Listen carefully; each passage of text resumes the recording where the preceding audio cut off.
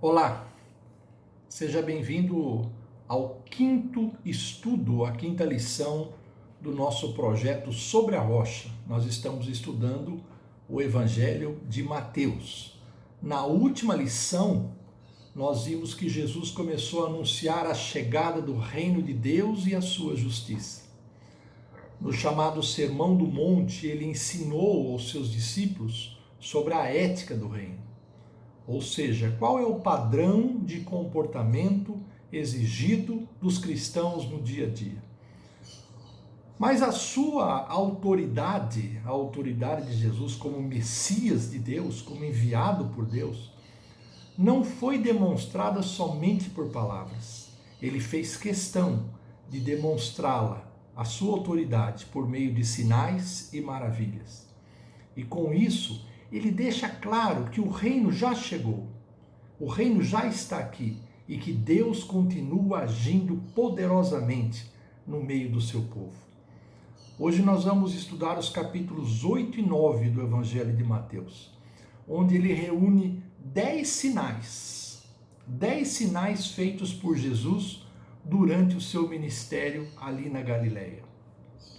Leia esses 2 capítulos e confira o resumo nos slides que nós publicamos. No capítulo 8, nós vemos 5 sinais, e no capítulo 9, mais 5. No capítulo 8, ele começa curando um leproso, que se aproximou, adorou de joelhos e demonstrou fé. Senhor, se quiseres, pode purificar-me. Ele também curou o servo de um centurião romano, que estava em grande sofrimento. Vejam as palavras daquele centurião, que era um gentil. Dize apenas uma palavra, e o meu servo será salvo. Ele curou também a sogra de Pedro, que estava ali com febre na sua cama. Em quarto lugar, ele acalmou a tempestade, que se levantou em alto mar quando ele estava ali no barco com os seus discípulos.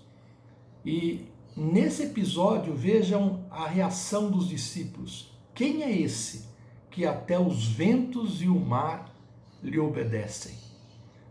Na sequência, ele libertou 2 homens endemoniados que viviam nos sepulcros, homens violentos, que ninguém podia enfrentá-los. E os próprios demônios, nessa ocasião, reconheceram que ele era o Filho de Deus. No capítulo 9, nós temos mais 5, como eu já disse. Jesus curou aquele paralítico que foi levado até ele pelo teto de uma casa. E é interessante aqui que ele curou não apenas a paralisia daquele homem, mas também perdoou seus pecados. Ou seja, houve ali uma cura integral, corpo e espírito. Na sequência, ele ressuscitou a filha de um dos dirigentes da sinagoga judaica. Quando Jesus chegou na casa desse dirigente da sinagoga, desse mestre, os flautistas já estavam tocando, o funeral já havia começado, ela já havia sido dada como morta, mas Jesus foi lá e ressuscitou aquela menina. Ele curou também aquela mulher que sofria 12 anos com um fluxo de sangue. 12 anos, nada havia resolvido, ela estava perdendo as esperanças. E o destaque nesse caso é a fé, é a coragem daquela mulher que se espremeu no meio da multidão para apenas tão somente tocar no manto de Jesus Cristo. Ela dizia: se eu tão somente tocar em seu manto, eu ficarei curada. Ele também curou 2 cegos que estavam seguindo ele pelo caminho. E Mateus faz questão de mencionar aqui que os cegos o chamaram filho de Davi. Filho de Davi, tem misericórdia de nós. Esse era um sinal distintivo do Messias que viria reinar sobre a nação de Israel. Por fim, o último sinal, Jesus curou um endemoniado que não podia falar. E logo depois dessa cura, Mateus registra algo interessante. A multidão ficou admirada e disse: Nunca se viu nada parecido em Israel. O que nós concluímos aqui é que a proclamação de Jesus não se limitou a palavras, ela também incluiu ações. E essa é uma lição que todos nós devemos aprender. Tanto as nossas palavras como as nossas ações são importantes para que o reino de Deus seja expandido e cresça.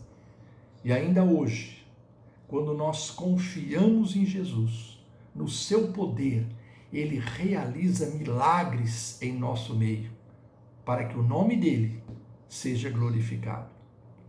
Antes de terminar, eu faço questão de mencionar 3 mini discursos aí nos seus slides, muito importantes que Mateus incluiu nesses 2 capítulos, capítulos 8 e 9.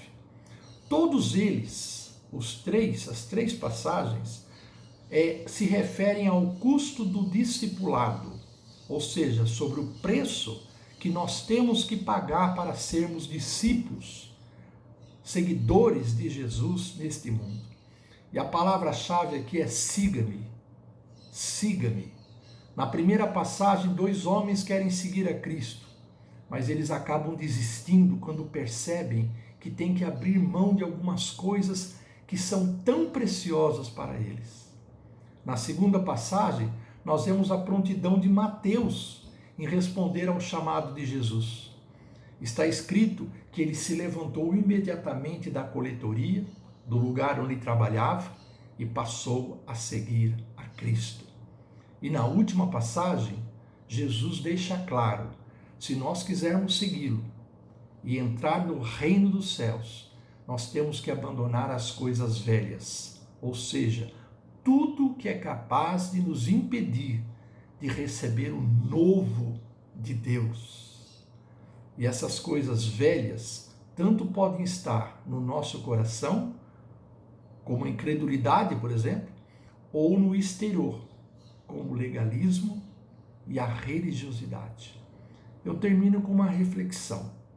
Diante de tudo que você leu, do que você ouviu até aqui, eu quero te fazer um convite muito especial.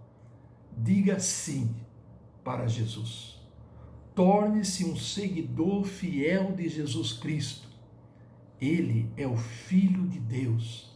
Ele é o Messias que veio ao mundo para nos salvar do pecado e da morte. Ele provou isso lá no passado por meio das suas palavras e das suas ações. E ele continua provando isso porque ele está vivo, ele ressuscitou.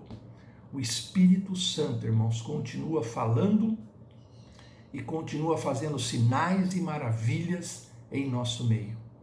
Basta você ter fé, basta você confiar, basta você parar um pouco a correria do dia a dia, buscar a presença de Jesus e perceber tudo o que ele está fazendo ao seu redor.